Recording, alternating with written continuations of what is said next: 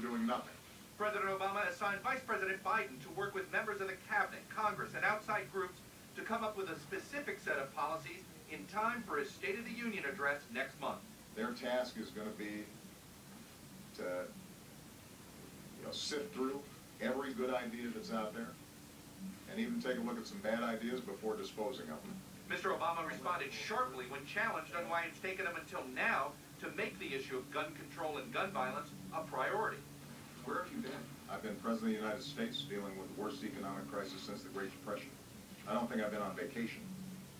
And so, I think all of us have to do some reflection on how we prioritize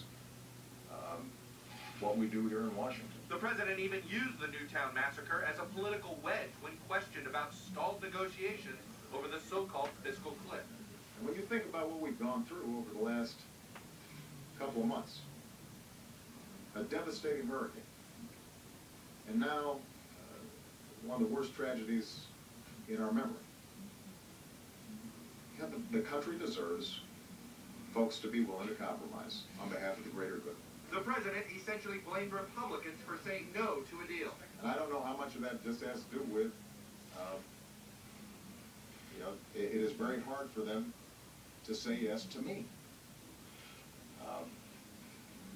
But, at some point, they've got to take me out of it. Because this is not a situation where I'm trying to, rub their face in anything. I think anybody who looks at this objectively would say that coming off my election, I have met them at least halfway. Speaker Boehner responded defiantly, daring the president to reject his backup plan. Then the president will have a decision to make. He can call on Senate Democrats to pass that bill, or he can be responsible for the largest tax increase in American history. Now, talks are completely stalled, but Brian, we do expect the president and Speaker Boehner at some point in the next 24 hours to meet for one last chance at saving the deal. Chuck Todd at the White House for us tonight. Chuck, thanks. And back to this gun issue, the president clearly sees, he mentioned it again today, a window of opportunity to change the laws. We asked our justice correspondent, Pete Williams, to take a closer look for us tonight at what that could mean. In Camden, New Jersey, a record-breaking 1,100 guns turned into the police buyback after the Newtown shooting. Some people saying they wanted the guns out of the house, a sentiment the president hopes to take advantage of.